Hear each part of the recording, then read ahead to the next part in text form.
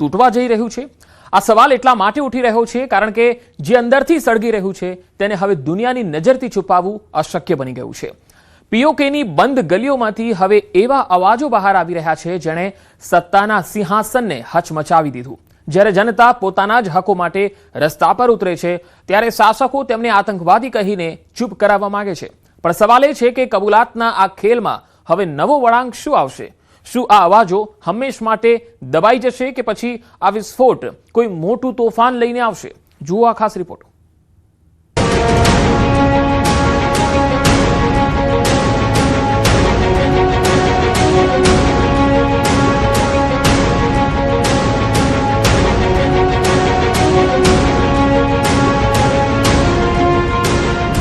કંગાળ પાકિસ્તાની કુટિલ ચાલનો પર્દાફાશ.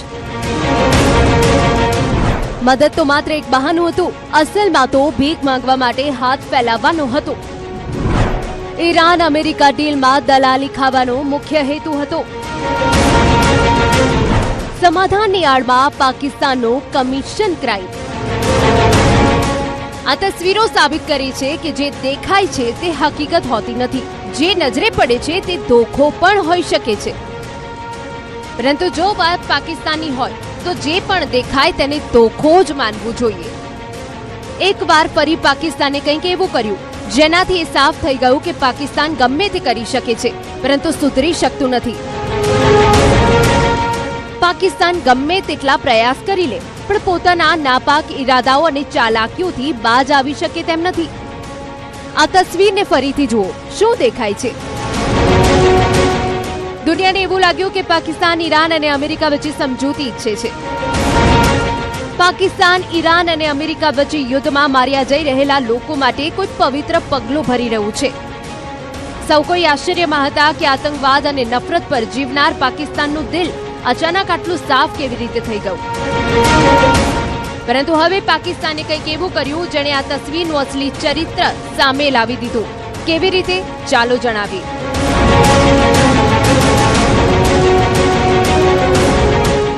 હકીકતમાં પાકિસ્તાને ફરી એકવાર અમેરિકા સામે હાથ ફેલાવ્યા છે.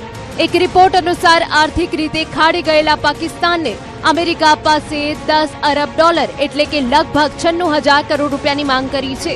વર્ષોથી કંગાળીના આરે બેઠેલા પાકિસ્તાને અમેરિકી નાણાપ્રધાન સ્કોટ બેન્સન્ટ સમક્ષ આ ગુહાર લગાવી છે.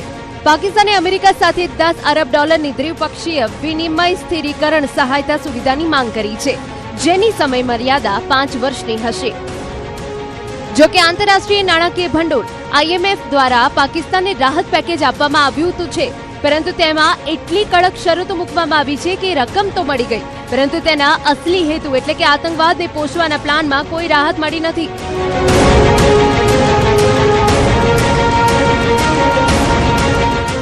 એટલા માટે જ પાકિસ્તાન દ્વારા અમેરિકા સામે આ ગુહાર લગાવવામાં આવી છે અને તે પણ બરાબર ત્યારે જ્યારે તેણે અમેરિકા ઈરાન સમજૂતીની સ્વયં ઘોષિત જવાબદારી ઓઢી હતી. ખાસ વાત એ છે કે આ કોઈ સીધી લોન નથી પરંતુ તેને આ રીતે સમજી શકાય.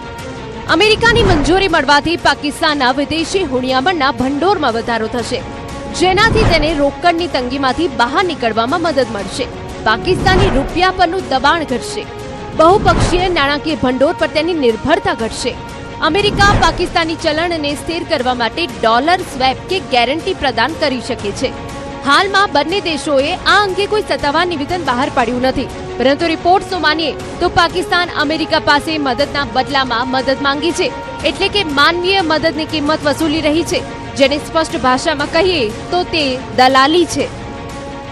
પાકિસ્તાની નાણાપ્રધાન મોહમ્મદ ઔરંગઝેબ અને સ્કોટ બેન્સન્ટ વચ્ચે બેઠક થઈ હતી જેમાં ઔરંગઝેબે ક્ષેત્રીય રાજકીય ફેરફારોની સાથે સાથે પાકિસ્તાનની કથળતી આર્થિક હાલતનો મુદ્દો પણ ઉઠાવ્યો હતો અથવા એમ કહીએ કે ઈશારામાં ત્યાં પણ જોડી ફેલાવી દીધી હતી. પાકિસ્તાનના વિદેશ મંત્રાલયે એક નિવેદનમાં જણાવ્યું છે કે સેનેટર ઔરંગઝેબે આંતરરાષ્ટ્રીય મૂડી બજારો સુધી વધુ સારી પહોંચ, ઉચ્ચ વિદેશી હુંડિયામણ ભંડોળ અને સારું સાર્વભૌમ ક્રેડિટ રેટિંગ દ્વારા પાકિસ્તાનના બજાર વિકાસ માટે અમેરિકા પાસે વધુ સમર્થન માંગ્યું છે અને બંને પક્ષોએ દ્વિપક્ષીય આર્થિક સહયોગની ગાઢ બનાવવા, અમેરિકાથી વધુ રોકાણને પ્રોત્સાહન આપવા અને વ્યૂહાત્મક પ્રોજેક્ટને આગળ વધારવાની પોતાની પ્રતિબદ્ધતા વ્યક્ત કરી છે. ખાવા માટે અનાજ નથી, રાશન માટે લાંબી લાઈન છે. પેટ્રોલના વધતા ભાવ અને તેની ઉપર આકાશને આંબી રહેલા વીજળીના ભાવો પાકિસ્તાનની વાસ્તવિક સ્થિતિ બતાવે છે. પાકિસ્તાનમાં પેટ્રોલની કિંમત 327 રૂપિયા પ્રતિ લીટર અને હાઈ સ્પીડ ડીઝલની કિંમત 375 રૂપિયા પ્રતિ લીટરને વટાવી ચૂકી છે. લોટ, ખાંડ, ખાવાનું તેલ, ચોખા અને દાળ જેવી જરૂરી ચીજવસ્તુઓ સામાન્ય માણસની પહોંચ બહાર થઈ ચૂકી છે. ખાનગી સ્વાસ્થ્ય સેવાઓ, દવાઓ અને પ્રાઇવેટ શાળાઓની ફી આકાશને આંબી રહી છે. बहुत ज्यादा परेशानी है. चले हम तो एक वक्त को चलो टमाटर नहीं भी डालेंगे, दही डालेंगे, लेकिन गरीब लोगों का तो सोचना चाहिए. नाश्ता स्किप कर दिया, अब खाली खाना खा रहे हैं दोपहर का. एक ही खाने में एक ही हंडिया में समझा 2 दफा गुजारा कर रहे हैं. પાકિસ્તાનની દોરી ભલે બળીને પૂરી થવા આવી હોય, પરંતુ તેનો નબળો અભિમાન ઓછો થવાનું નામ નથી લેતો. વાસ્તવમાં પાકિસ્તાન તેની બરબાદી માટે ખુદ જવાબદાર છે. કેવી રીતે તેને આ આંકડાથી સમજો. પાકિસ્તાને નાણાકીય વર્ષ 2026-27 માટે પોતાના ડિફેન્સ બજેટમાં લગભગ 18% વધારો કરી તેને 3 લાખ કરોડ પાકિસ્તાની રૂપિયા કરી દીધું છે, જે તેના કુલ બજેટના લગભગ 15% છે. બીજી તરફ પાકિસ્તાની સરકારી શિક્ષણ પર તેની જીડીપીના માત્ર 1.5%થી 2%, તેથી પણ ઓછો હિસ્સો ખર્ચ કરે છે, જે યુનેસ્કોના નિર્ધારિત 4થી 6%ના આંતરરાષ્ટ્રીય ધોરણ કરતાં ઘણો ઓછો છે. પાકિસ્તાન પોતાની જીડીપીના માત્ર 0.9% હિસ્સો જ સ્વાસ્થ્ય સેવાઓ પર ખર્ચ કરે છે, જે WHOના 5%ના ધોરણોથી ખૂબ જ ઓછો છે. જ્યારે પાકિસ્તાની સેના પ્રમુખ આસિમ મુનીર ઈચ્છે છે કે સેના પર 3.8%થી 4% ખર્ચ થાય. આ એ ગળાનું હાડકું છે જે પાકિસ્તાની શાસકોને એકબીજાની સામે ઊભા કરે છે. પાકિસ્તાનના વડાપ્રધાન શાહબાઝ જાણે છે કે IMFની શરતો તેમને રક્ષણ બજેટ અને સેના પર વધુ ખર્ચ કરતા અટકાવે છે.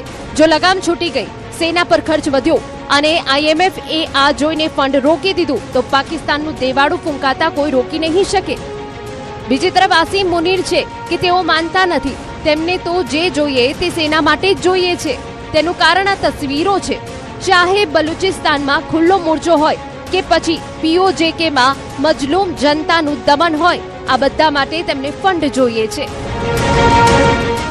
इंसाफ मांगने के लिए या जस्टिस मांगने के लिए नहीं निकली, बल्कि मैं अपने भाइयों को बताने के लिए आई हूँ कि आप लोग निकले हो, शहादतें पेश की हैं, हम आपके साथ हैं. आपके बाद हम निकलेंगे, हमसे बुराई नहीं है आपके साथ.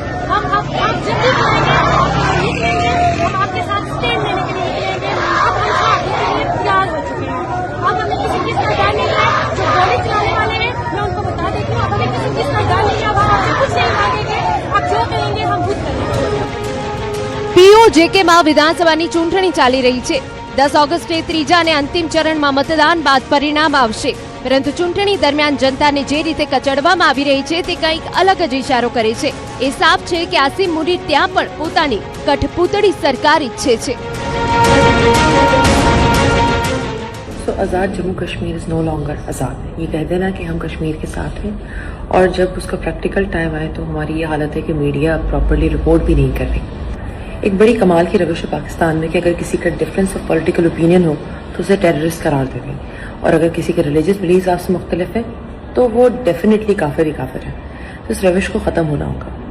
और हम कुछ ऐसी बदकिस्मत कौमों में से एक हैं कि जिसने अपनी हिस्ट्री से, अपने पास से कुछ नहीं सीखा. सिंपल हो रहा है इस वक्त कश्मीर में भी ये है कि अपना लेजिस्लेटिव राइट है उसे क्लेम कर रहे हैं. अब अगर एस्टेब्लिशमेंट को इतना शौक है ही कि वो डेमोक्रेसी कायम नहीं रखना चाहते, तो भी उन्हें एक सिंपल कॉन्सेप्ट को अंडरस्टैंड करने की ज़रूरत है कि marginalization would always lead to extremism. ऐसा नहीं हो सकता कि आप शेलिंग करें, लोगों को मारें. वो एक मिसाल है कि चूंटी को भी अगर ज़्यादा दबाया जाता है ना तो वो फिर काट लेती है. આ ચીસોનું કારણ POJKની સંપત્તિથી ભરેલી ખાણો અને પ્રાકૃતિક સંપદા છે, જેના પર આસિમ મુનીર એકાધિકાર ઈચ્છે છે. તેનો ઉપયોગ તેઓ આતંકવાદને પોષવા અને ભારત વિરુદ્ધ પ્રોક્સી વોર છેડવા માટે કરવા માંગે છે. પરંતુ બીજી તરફ IMFની પાકિસ્તાનમાંથી નીકળતી પ્રત્યેક પાઈ પર તીક્ષ્ણ નજર છે. IMFનો ગાડીઓ અને અમેરિકાની મદદની આશા. પાકિસ્તાન સમયાંતરે આંતરરાષ્ટ્રીય નાણાકીય ભંડોળ IMF પાસેથી લોન લઈને જ પોતાને બચાવતું આવ્યું છે. પાકિસ્તાન હાલમાં $7 અબજ IMF કાર્યક્રમ હેઠળ છે. આ અંતર્ગત પાકિસ્તાન સંવેદનશીલ રાજકોષીય સુધારાઓ લાવવા માટે બંધાયેલું છે.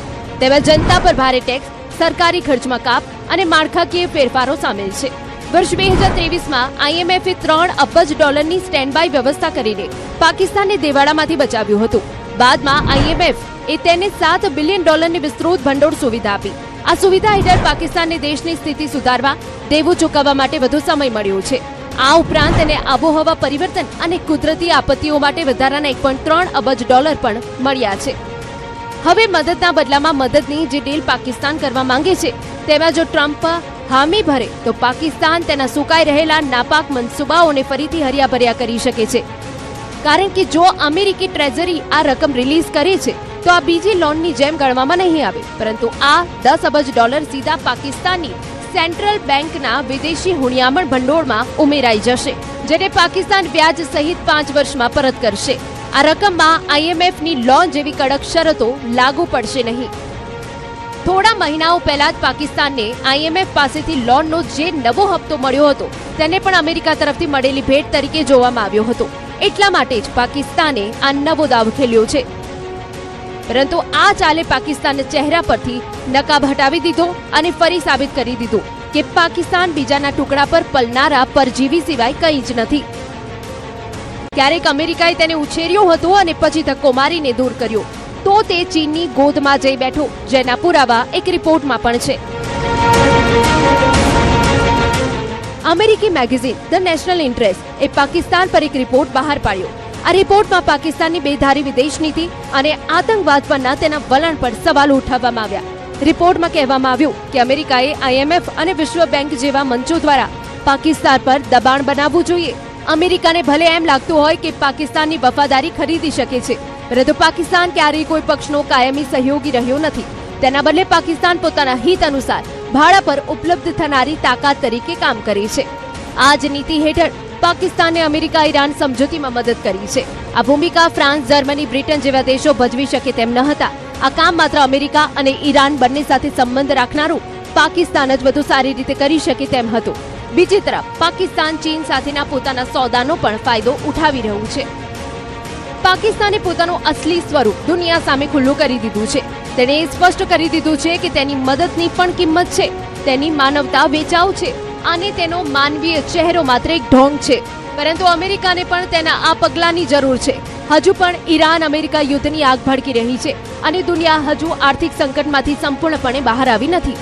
અમેરિકા ઈરાનને ન્યુક્લિયર પાવર બનવા દેવા માંગતું નથી, પરંતુ આ યુદ્ધમાં અત્યાર સુધી તેનો $37.5 અબજ ખર્ચ થઈ ચૂક્યો છે.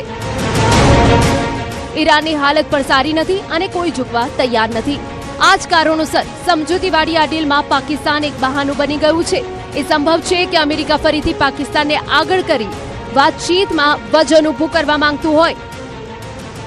આ જ વાતની કિંમત પાકિસ્તાન માંગી રહ્યું છે.